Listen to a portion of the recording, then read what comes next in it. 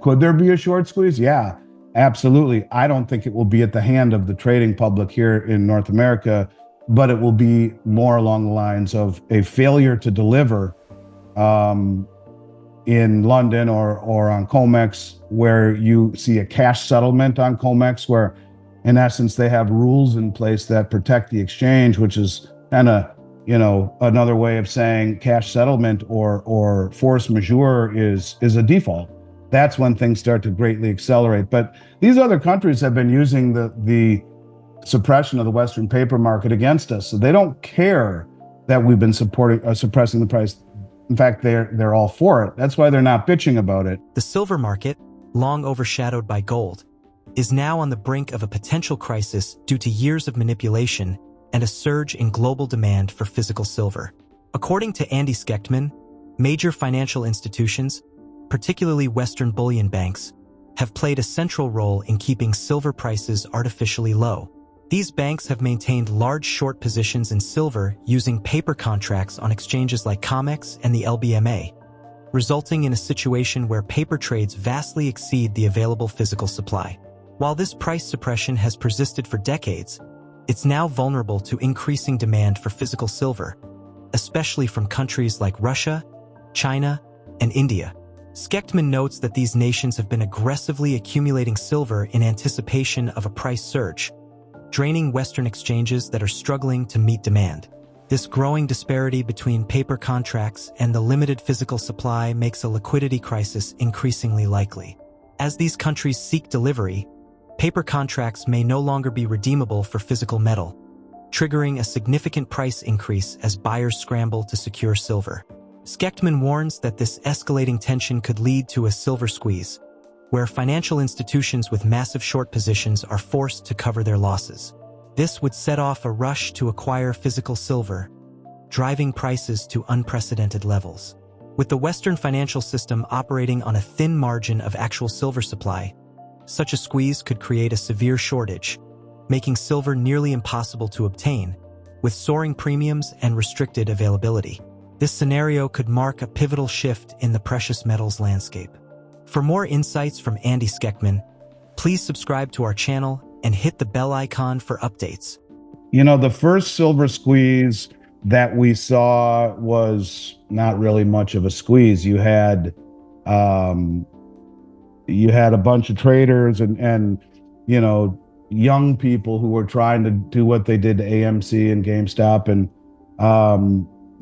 that's not going to happen. I think that where you see a silver squeeze in all of this is the fact that you have 5 banks that have, on COMEX alone, are short between 7 and 800 million ounces of silver.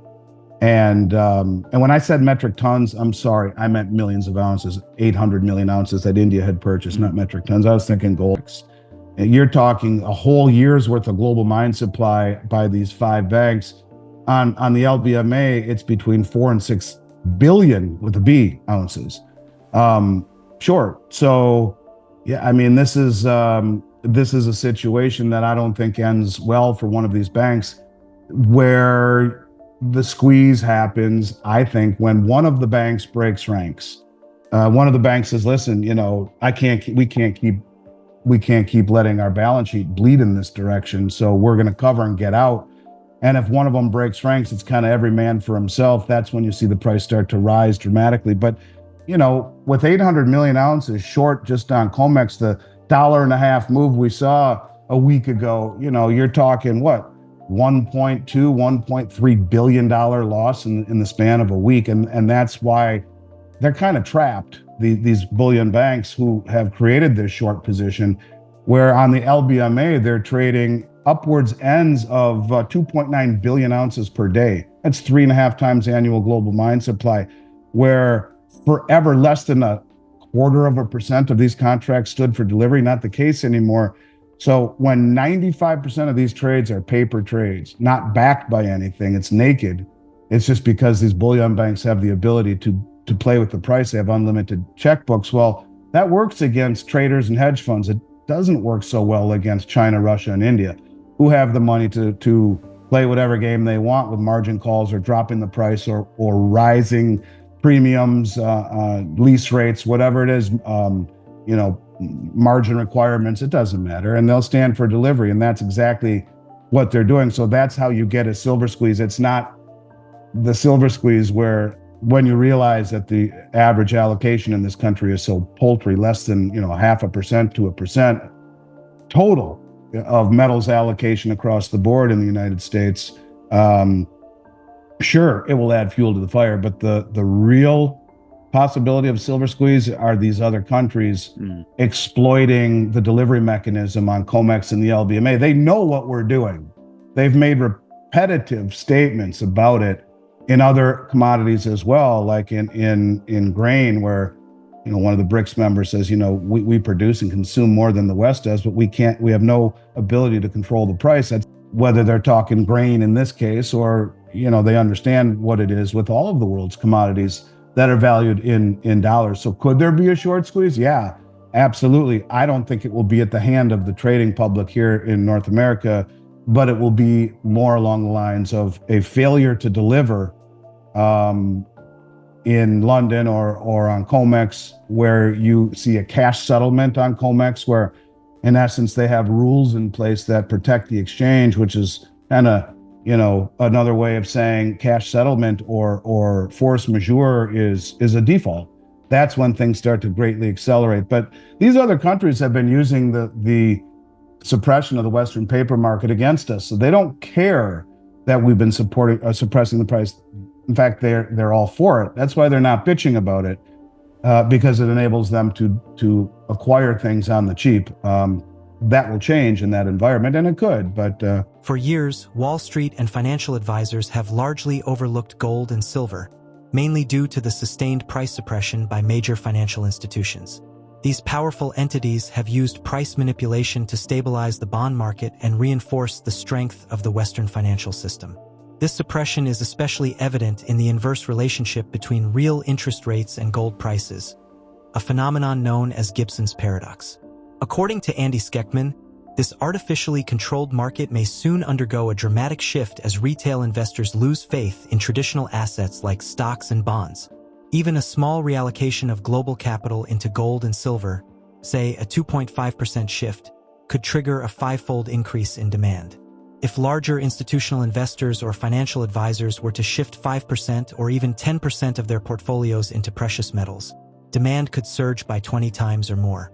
This shift is likely to occur during a period of heightened geopolitical risks and rising inflation, which many believe may be more severe than official reports suggest. As investors increasingly seek safe havens amid financial instability, rising debt levels, and market volatility, precious metals, especially silver, could become extremely scarce and challenging to acquire. I think that people will wake up and say, where the hell do I put my money? And bang, if a tiny fraction of all the money, if there was even a 2.5% allocation to gold across the whole financial matrix, you're talking a five-fold increase in demand at 2.5%. Most financial advisors will say, fine, 5 or 10%. 10%, you're talking a 20-fold increase in demand. In 24 hours, everything's gone. And when you realize that, all this stuff comes from across the globe in an environment where people are freaking out, at what point do these mints around the world say, maybe we should not send it all to the United States. Maybe we should take care of our own people here or hold it back. I think that's a possibility too, nationalization of some sort. So yeah, I've said forever, and again, it's one of these things, I say it and people think I'm full of shit because I'm talking my book, trying to, inject fear into the equation so they hurry up and buy, but it's just simple math and logic. Yes, I do think that will happen, and as God is my witness, I do. I've been saying it for years, and because I've seen most of my career, we get to this time of the year, right around now, where the mints run out of product, and they will not make any current year issue until the next year, 2025 in this case. And they say there's no bull market, Danny, like a metals bull market, because people look around and say, I'm not going back into dollars. I'm not, even if I have a healthy profit. Look, silver's up 40% on the year. Gold's up 35% on the year. Gold is, what was $1,200 an ounce 10 years ago. It's now 27 and change. you've way over doubled your money. If I call any of those people who bought from me 10 years ago and say, you want to capture that double? No, I'm not going back into dollars, they'd say. So it's different than most other bull markets. In fact, the higher the price goes, or the scarier the world gets, or both, only reinforces people's motivation for owning it to begin with. So that's, one of these deals where, unlike normal markets with metals, the higher the price goes, the higher the demand goes. Usually when price goes higher, we see demand start to fall as a reflection. They say the cure for high prices are high prices, and the cure for low prices are low prices. But this is different. This is an environment where people say, as the price goes up, I was right, the world's falling apart, better buy more. I'm not. It will be the defining characteristic of this market, where people just can't get it because so few people own it right now, and there's so much money out there that the people that you and I talk to are the pimple on the elephant's back. The elephant has no idea. If the elephant turns around and says, "My God, I need some gold now and some silver," it'll be gone in a matter of hours or a day or two from the major retailers, who then have to order more, most of it from across the globe. Silver is projected to continue outperforming gold through 2025, having already gained more than 35% this year, with strong support above $32 per ounce.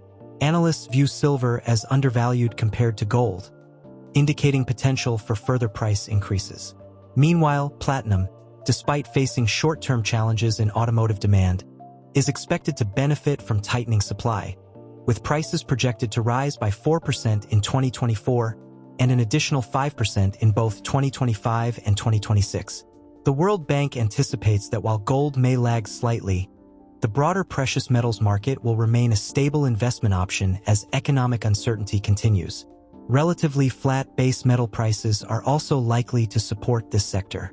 Please share your thoughts on Andy's analysis in the comments below, and don't forget to like this video, subscribe to the channel, and turn on notifications for more updates like this.